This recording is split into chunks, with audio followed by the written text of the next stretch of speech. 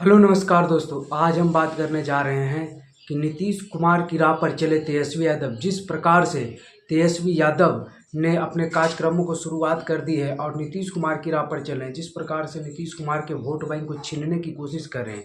जी हाँ, नीतीश कुमार के जो बना बनाया 16% वोट बैंक है, अब वो तेजस्वी यादव पूरी तरह से छीनने की तैयारी में है। और नीतीश कुमार की मानसिक स्थिति देखकर ये लग रहा है कि जेडीयू का अब विध्वंस होना तय है। क्योंकि जिस प्रकार से कहा जाता है, क्रिकेट को लेकर बात करें या किसी और खेल को लेकर आप बात कर लें कि एक समय सीमा होता है, उसके बाद रिटायरमेंट ले लेना चाहिए। और वैसे ही खिलाड़ी महान कहलाते हैं जो अपने बेटर परफॉर्मेंस के समय ही संन्यास ले लेते हैं, उनका ही नाम होता है। वैसे खिलाड़ी जो परफॉर्मेंस एकदम घटिया हो जाता है, फिर उनकी किरकिरी होने लगती है, फिर संन्यास लेते हैं, तो उनकी जो महानतम कार्य किए गए हैं उनकी कोई काउंटिंग नहीं होती। उसी प्रकार से नीतीश कुमार को जिस प्रकार से याद किया जाता है कि 2005 के बाद बिहार में वो एक बदलाव लाएं और उनके लिए जाना जाता है, लेकिन अभी कुछ विगत सालों से जिस प्रकार की उनकी मानसिक स्थिति को लेकर सवाल खड़ा हो रहा है, उनकी कार्यशैली को लेकर कार्य सवाल खड़ा हो रहा है, उनके आगे पीछे 4-5 लोगों की गोलबंदी को लेकर सवाल खड़ा हो रहा है, और अभी जो उनकी गतिविधियां दिख रही है, तो ये नीतीश कुमार की किए गए अच्छे कामों को दबा सकती है, झुठला सकती है।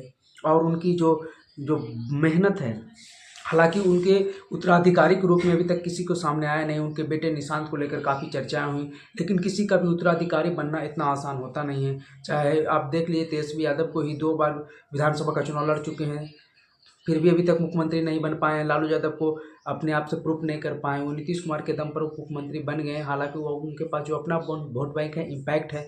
हालांकि कुछ बहुत बड़े बदलाव के साथ तेजस्वी यादव अच्छे कर रहे हैं। राहुल गांधी को देख लीजिए, 20 साल से लगे हुए हैं। तो हम ये कह सकते हैं कि जब तक अपने दम पर कुछ नहीं किएंगे, चाहे लालू यादव हो, नीतीश कुमार हो, रामविलास पासवान हो, सभी ने अपने दम पर अपने पार्टी को, अपनी युवा शक्ति को मजबूत करके युवा राजनीतिक से, स्टूडेंट राजनीतिक से अपनी राजनीति की शुरुआत कर आज यहाँ तक पहुँचे।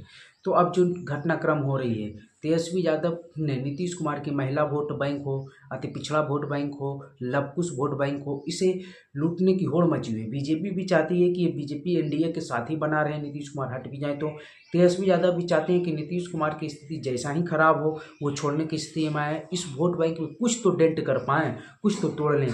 और आप लोगों ने देखा होगा कि इसी को लेकर जो 2025 के चुनाव के तैयारियों में तेजस्वी यादव ने महिलाओं को लेकर अनेक प्रकार की कार्यक्रम आए हैं। हालांकि अब ये ट्रेंड सा चल गया हर एक राज्य में, चाहे केजरीवाल हो, चाहे महाराष्ट्र में बीजेपी की सरकार हो, झारखंड में हेमंत सोरेन की सरकार हो, सभी ने ये प्रलोभन देना शुरू कर दिया है। महिलाओं को 2500 रुपये का मंथली बेरोजगारी भत्ता, लड़कियों को पढ़ने के लिए, मतलब अलग अलग प्रकार की स्कीमें चलाई जा रही है। और तेजस्वी यादव ने 2500 रुपये का स्कीम, 2100 रुपये का स्कीम को लेकर महिला नेत्री को इस कार्य में लगा दिया है, और वे जिला वाइज जिला कार्यक्रम करने की तैयारी में भी हैं। और इसको लेकर वो काफ़ी प्रसारित भी कर रहे हैं। और नीतीश कुमार का ये जो सबसे मजबूत पॉइंट था महिला, क्योंकि नीतीश कुमार इसीलिए दारू बंद पर भी नीतीश कुमार अभी तक चुप्पी बनाए हुए हैं। चाहे जितनी भी प्रकार की खामियां हो, कमियां हो, लेकिन नीतीश कुमार ने दारूबंदी को लेकर कोई कड़ा फैसला लेने से इनकार कर दिया। जो हो गया जो हो गया। और इसी डेंट को तेजस्वी यादव तोड़ने की तैयारी में है। केजरीवाल ने जिस प्रकार से 2 बार चुनाव दिल्ली में जीता, महाराष्ट्र में बीजेपी जीता, तो तेजस्वी यादव इसी तरकीब को बिहार में अपनाना चाह रहे हैं। और नीतीश कुमार की खराब होती स्थितियों को देखकर ये और भी मजबूती से लागू हो सकता है, अगर नीतीश कुमार समय से संभले नहीं तो। और आपको बात कर ले, बीजेपी भी चाहती है कि नीतीश कुमार की जल्द से जल्द छुटकारा मिले, हमें अपने दम पर बिहार में सत्ता में आने का मौका मिले। और नीतीश कुमार की मानसिक स्थिति तो आप लोग देख ही रहे होंगे, किस प्रकार से जब गांधी जयंती था तो सभी लोग उनको माल्यार्पण और सब चीज़ समर्पित कर रहे थे, तो वो बीच में ही ताली लगाने लगे। तो इससे क्या साबित होता है उनकी मेंटेलिटी पर। हालांकि उनके अगल बगल में जो लोग रहते हैं वो भी इन्हें इस चीज़ को बतलाने से नकराते हैं, समझाते नहीं हैं, और ये आप लोग जानते ही होंगे। और फिर एक बार तो वो झोला का माला भी पहना रहे थे अपने नेता को। तो ये सब स्थिति देखकर नीतीश कुमार की मानसिक स्थिति पर तो सवाल खड़ा होना लाजमी है, चाहे जो कितना भी छुपा लो। और ऐसे भी किसी भी चीज़ का एज होता है। नीतीश कुमार 20 सालों से लगातार मुख्यमंत्री बने हुए हैं।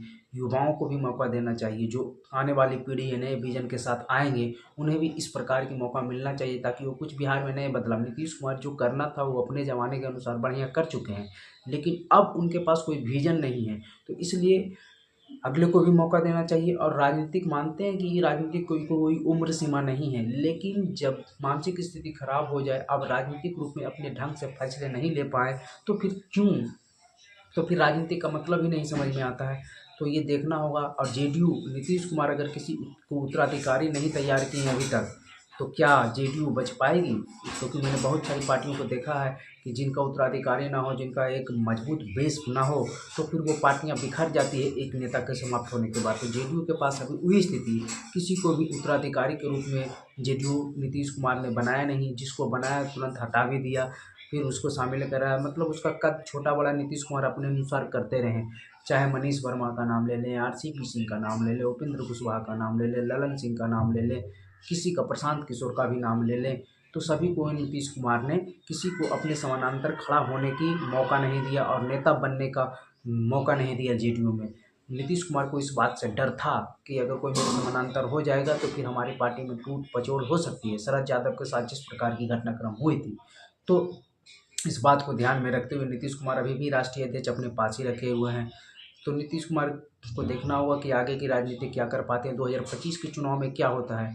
और हमको तो ये नहीं लग रहा है कि 2025 से ज़्यादा दिन नीतीश कुमार मुख्यमंत्री पद पर चला पाएंगे। मतलब अगर चुनाव जीत भी जाते हैं तो 1 साल 2 साल ज़्यादा टांग पाएंगे, उससे ज़्यादा नहीं। क्योंकि जिस प्रकार की उनकी स्थितियाँ लग रही है और उन पर जो प्रेशर पॉलिटिक्स हो रही है, उन्हें स्वतः अपने पद को छोड़ देना चाहिए, ऐसा लगता है। तो आपको क्या लगता है? कमेंट बॉक्स में अपनी राय जरूर दीजिएगा।